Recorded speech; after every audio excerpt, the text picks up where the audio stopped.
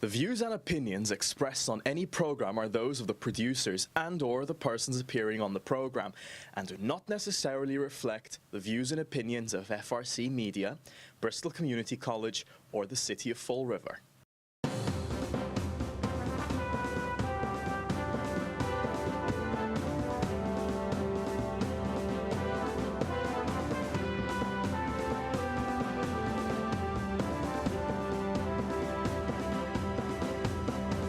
Well, hello. Welcome to Spindle City Straight Talk. I'm Chip. And I'm CJ. I was going to say. Yeah, it must have been the toothpaste or something. I don't know.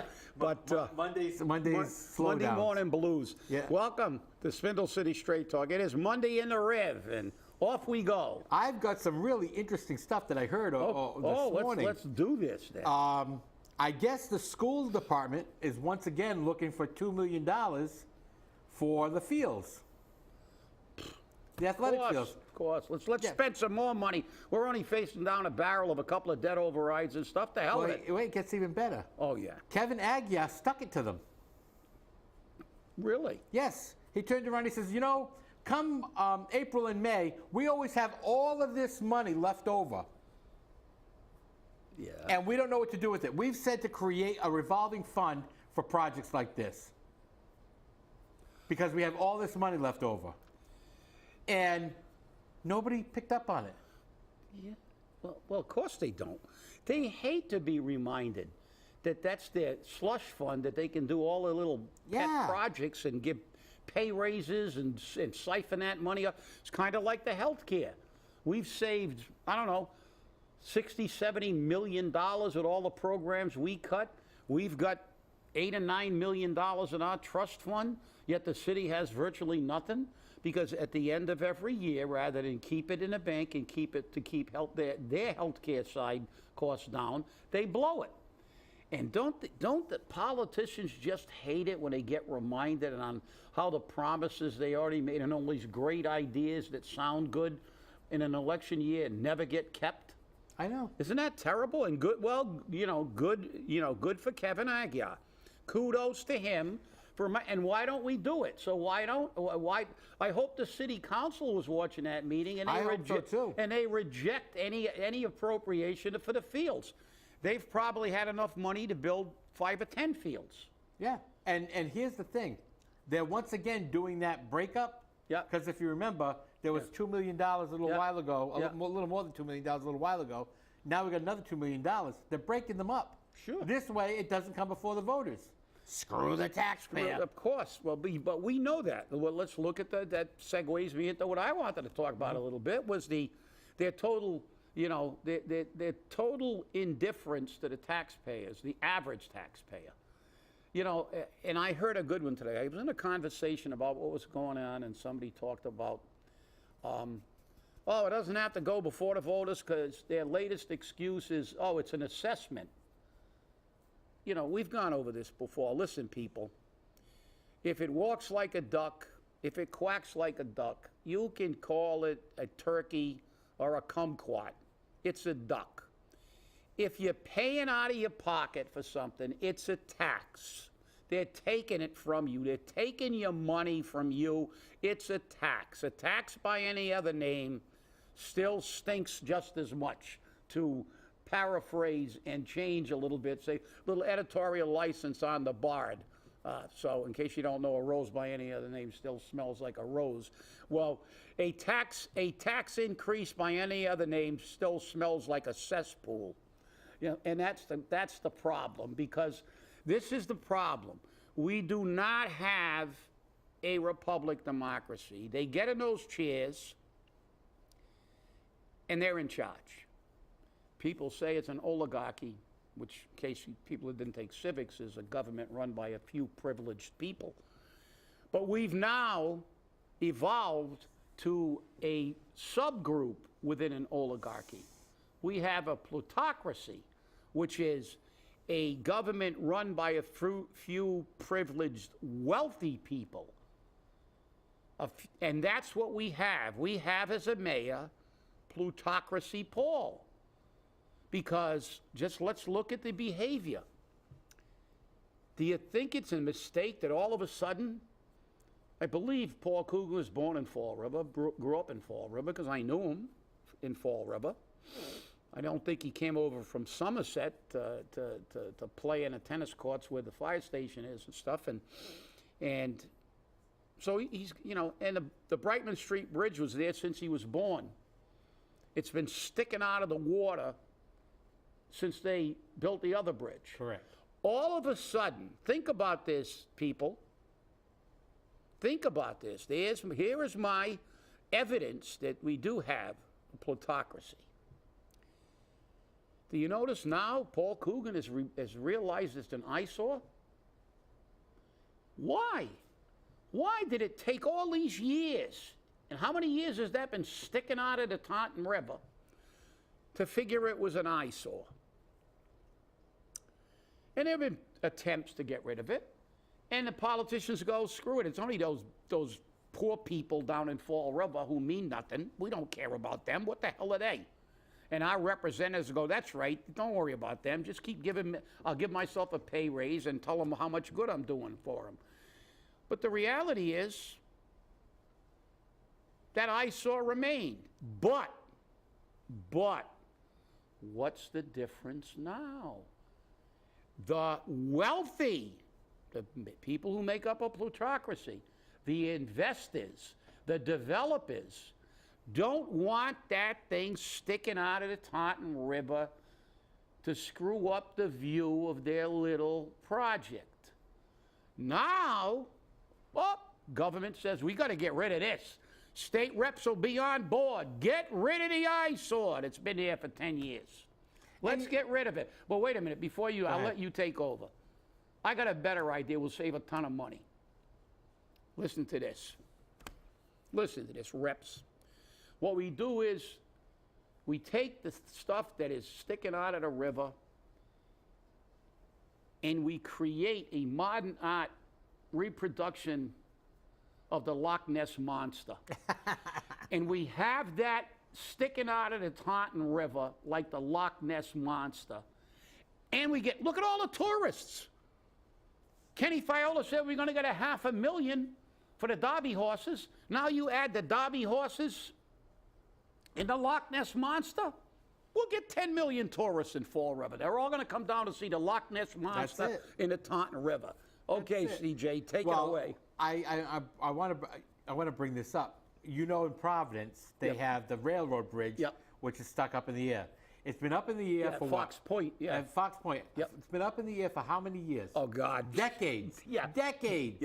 Decades. And they had a fire a couple of years ago on that bridge, so somebody decided to light it up. And it's still sticking out of the water. It's an eyesore, but does anyone say anything about it? No. Nobody cares. Nobody cares. Let a developer. Let a developer. Let one of our Richie Riches, like the ones who are down at the Cape and in southeastern Mass, and we read the reports on. And Naples, Florida. And guess what? And Naples, Florida, too. But why do they pay attention to them? Well, they donate to the campaigns. They grease the wheels. That's why. They've been crapping on you all these years. Shut up about the Brightman Street Bridge. Just let it sit there and rust and rot and be an eyesore, because Fall River's an eyesore to Massachusetts.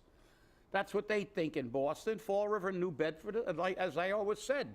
If they ever gave the state an enema, the left cheek is Fall River and the right cheek is New Bedford.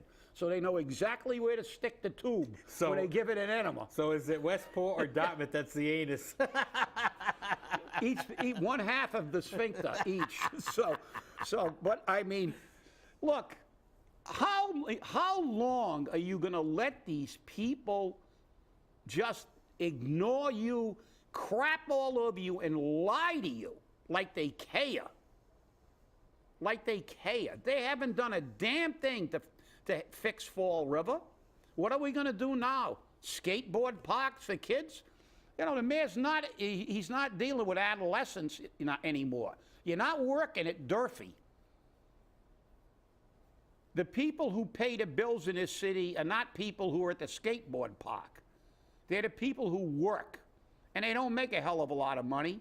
And you should start paying attention to how you spend it and how you prioritize it. And that's the reality. I just love the fact that you brought up the skateboard park. stealing my thunder here. Okay, Because Paul went this weekend on Saturday from park to park, North Park, Lafayette Park, Abbott Court, and invited the kids to come and tell him and Mike Dion from CDA what they need and what they would like to see at these skate parks. Yeah, well, look, the feel good fuzzy, you're not a vice principal. You're not walking around Durfee and asking the kids what they want to make their life more comfortable at Durfee High School. You're the mayor of a city that's in economic chaos. And it's nice to have nice facilities, but you can only do what the market will bear. You don't give a damn about the kind of financial burden you're imposing on people who frankly can't afford it, because your friends are the bankers, the lawyers, the developers, and that's what you think about. They want all the poor people out. We've heard it before. Malone, go to Russia. The other one, you don't like it, you don't want to pay for Durfee, get out of town. Where are you going to go? Where are the rents cheaper than Fall River? Nowhere. The problem is they're going up in Fall River, and they're going to go up so high we're going to have people living in the streets. But the people in the plutocracy don't care. The privileged, wealthy, elite class does not care about you. So get out in the polls next year and clean house. Don't listen to their semantic bending of stuff. Oh, it's an assessment. Oh, it's this. Oh, it's that. No, it isn't. They're picking your pocket again. Bring in somebody from West Warwick. The hell with the damn ordinance. We got an ordinance that says you're supposed to be employed in Fall River. What did I hear when I had a discussion on that? Oh, there's nothing they can do. There's a loophole. Well, they can only force you to live in Fall River if you get a promotion. No, they can't. They can live you when you first get a job. That's right. The bottom line is that is in there to say that someone who was grandfathered in, who lived out of town, now if they want to get a different job, a promotion or a different job, now they have to move into Fall River. I know that for a fact because it happened in the Fall River Fire Department. They had a period where Fall River residents were given preference, and if a non-Fall River resident was hired, they had to move into the city of Fall River within 6 months. My proposal is change the ordinance. Anybody that's hired, anybody that gets a promotion, has 6 months to move into Fall River, otherwise they're automatically terminated. And regardless of their qualifications, if they don't comply with the city ordinance, vote no to hire them. Because if they won't move into Fall River and sign an agreement that they will move into the city of Fall River, they're not. You people, apparently, when you walk in there, they got a giant vacuum cleaner to suck your brain out. And I'm talking about the people who vote for this, not everybody, so I shouldn't generalize. But the majority of them, they suck their brain out.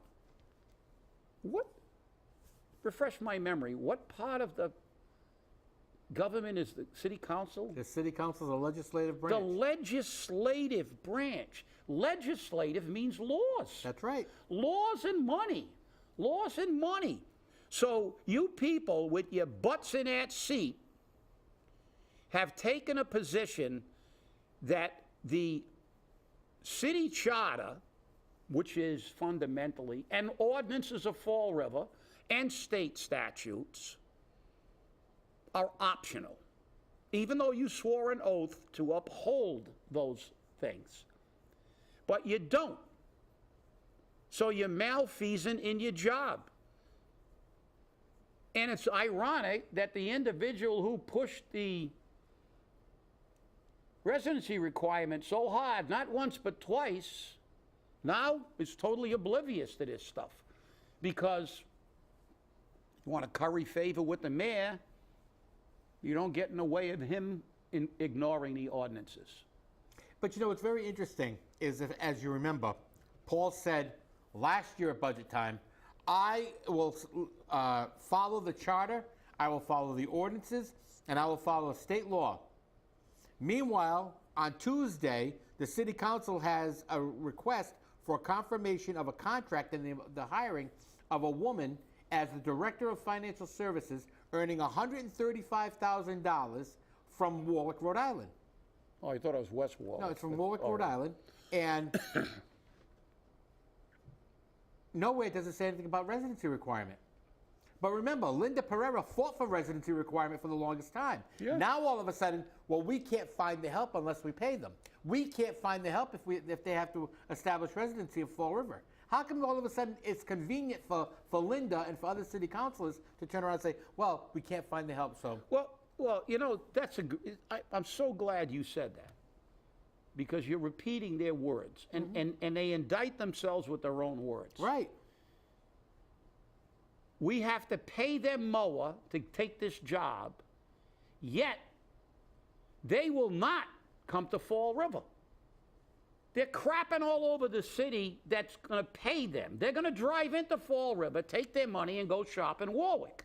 Spend their money in Warwick. Don't pay a penny in property taxes. Don't pay a penny for anything. Do not pay excise tax on their cars. They don't pay anything. They will not contribute a dime to the city.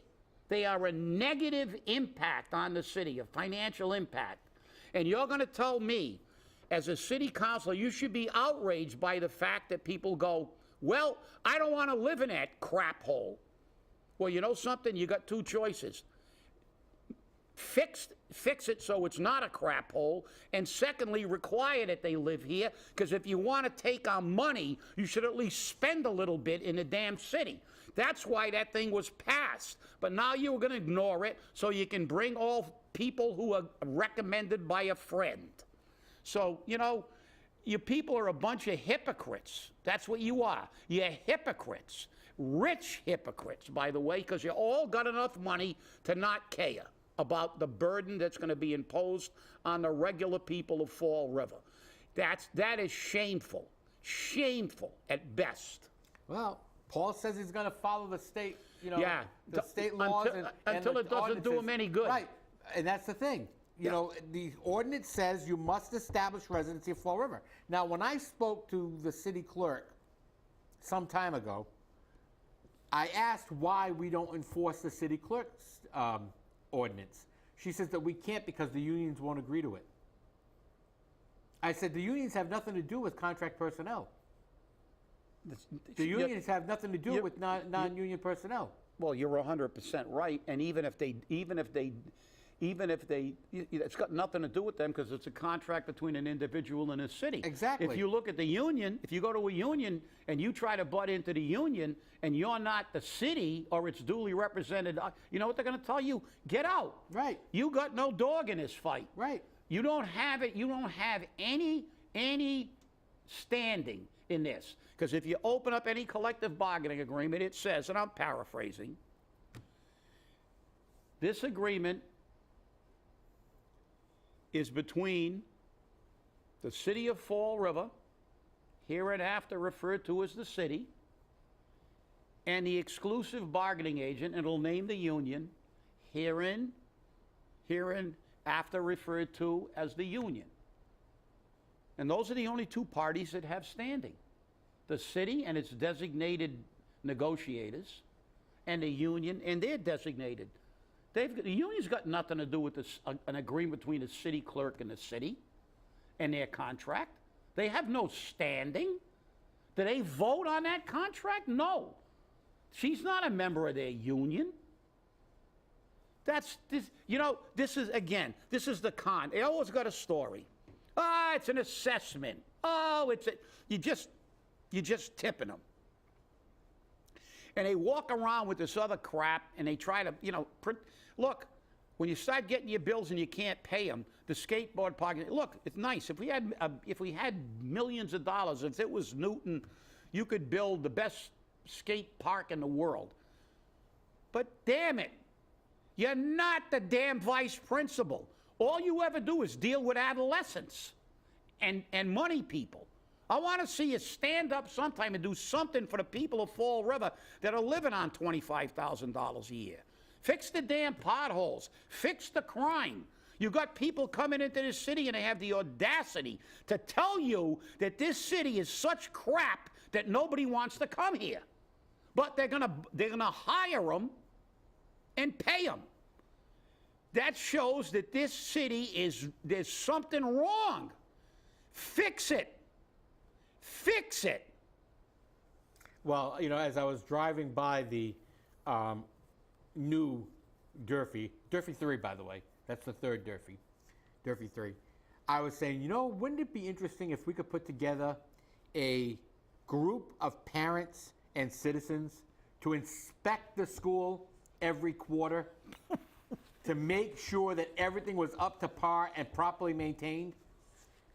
That's an almost $300 million building. Are you kidding? Wouldn't that be interesting? Yeah, wouldn't it be interesting? And that'll happen when the Bruins are playing a Stanley Cup playoff game in hell. That's when that'll happen, because that's the last thing they want. You know how the school department Yes, operates. I know. We Hide know everything. Look what happened now. I saw that reprehensible video of those two girls, two students, Morton. female students, getting assaulted by I don't know if it's a boy or a girl, but whoever it was bigger. Supposedly there have been charges levied. We saw the letter on Facebook. I saw the letter. And I believe, because, I'll tell you straight, I made a call to a school committeeman, and I complained, and I sent them the video. And supposedly they're going to be addressing it. But let's see. I would like to see a committee and a standard standard operating procedure of putting together a committee of the parents, the school, and the superintendents to have a written policy about zero tolerance for bullying of any kind, psychological, and if it's physical bullying, I would like to see a policy written where any individual who commits physical harm to any individual is prosecuted by not suspended, but suspended and prosecuted for that crime under the law. Right. Because that's what should happen. And, the sad part about it is some of the psychological bullying is worse. It is. Because they end up committing suicide or attempting suicide. And why is this not in front of the public? Why aren't the parents involved? Why isn't this community sent the message, not that we're going to fix the skateboard parks, but that we're going to control the violence in our schools? This is politics at its most obscene. Give them a candy and an ice cream cone and send them away, and never deal with the real issues in Fall River. Well, guess what? Those real issues have resulted in people not wanting to come here, not wanting to live here. And look at that contradiction of, we're going to get market rate housing, everybody's going to move in. That's manure. How many months or years ago did I tell the story about being at a retirement board convention? We were talking about something we were doing down here, because we do have some programs that really work, like the healthcare program. And the retirement system was doing something, and we had somebody from a board from somewhere near the Cape or something, I guess, and they were sitting at the same table at lunch. So they were saying, I'd really like to see how you guys do that. And then the director at the time, Christine Tetrol, said, why don't you come down someday when you got a little time, and we'll go over this stuff with you. We'll show you how we do this. Yet she looked at her and went, I'm not going to Fall River. This is the attitude you got. Yet we've got these people walking around, look, it's for the kids, it's for the kids, it's for the kids. You know what's for the kids? Having money in their parents' pockets so they can get the kids a little bit more, and having safe streets for the kids to walk around in. That's what's for the kids. And the other stuff is all political rhetoric and deflecting the reality of what this city is. We still have crime all over the place, and it's all BS. So listen, people, we got an election coming up a year from this coming November. I want to see candidates. Contact us. We'll get you together. We'll look at your platforms. We'll help you with what you're doing. We want people who are going to sit in this council chamber, who are going to be the mayor of this city, who really care about the people, all the people, not just the kids, not just the elderly, but the kids, the elderly, and everybody in between, and the environment in this city. And that's the problem. These people are giving you a line. They're giving you an ice cream cone, and then they're giving you the barota. Well, it's interesting because you brought up the fact that, you want us to have this, see the city streets safe. Our kids can't even be safe in school. No, it's true. They can't even be safe in school. And I believe, and again, this is my belief, and I could be wrong, no question about it, I could be wrong, but I believe that the reason why the school department doesn't do anything about it is because they have to report it to the state. Anytime they have any disciplinary issues, it gets reported to the state. Anytime they have any assault, any violence, they have to report it to the state. All of this has to be reported to the state, and they don't want Fall River to look bad. So we're doing so wonderful. We're doing fabulous. We're doing great. They put a few reports in there, but not a lot. And I firmly believe that's what it is. They want us to, don't want us to look bad. And, I mean, is that a good thing? Hey, we don't look bad. Great. But guess what? You're not reporting the truth. Yeah, There's no truth to it. Well, you're right. So you're teaching the students to lie. And you're teaching the students that it's okay to assault people. And remember something. Every single kid, every single shooting at a school occurred because the shooter was bullied. And the shooter said that he was bullied. And that's why he did it. Well, it is a bad thing when you lie. It is a bad thing when you're not truthful. So you look bad? No. You look like you're being objective, looking at a problem, and the only way you can fix a problem is acknowledge it. What do they tell alcoholics and drug addicts? First, you have to admit you're an alcoholic or a drug addict in order to cure the problem. You bury a problem, then what happens? What happens is Baltimore. You keep suppressing information about students' lack of performance, and then you end up with high schools that have got kids graduating that are functional illiterates, and you say, give them a diploma anyway, because now we're going to remove keeping score. Well, that's the way you keep score on a city. If you ask 10 people from Massachusetts if they want to move to Fall River, and 9 people say, hell no, and the other one says, well, if you give me $2 million and a house, I might move there, you got a problem. And as you said, CJ, we've got a serious, serious problem. That video was disgusting. Absolutely. And the little coward hit them and then ran away. Yep. Hit them and ran away. Well, I'll tell you what, coward, when you're identified, if you really like to hit people, look, I know a lot of people that run MMA gyms and boxing gyms. I have a lot of friends in that community. I've been part of that community for a very long time. I'll tell you what, you want to hit people? I'll take you down there. We'll put the gloves on you. The only difference is the people you're trying to hit now are going to hit back, you little coward. Well, and that was only one video of several, because I've seen several of these videos. And it's a shame that the parents do go to the school committee, they go to the superintendent, they go to the principals and the vice principals, and nothing happens. So the parents have to go to social media to make a statement. And right now, I know that, I think it's today, there are parents getting together at a local Dunkin' Donuts to develop a plan on how they're going to address this issue in the school system. And I think it's about time. Go to the TV stations. Yeah, I agree. That's it. Go to 10 or 12. Yep, go to the TV stations, make it happen. And that's the way that will be. And believe me, the city gets on channel 10, 12, or 6, they're going to do something. Well, that's it for our show today. I want to thank you all for watching. Thank you for inviting us into your home.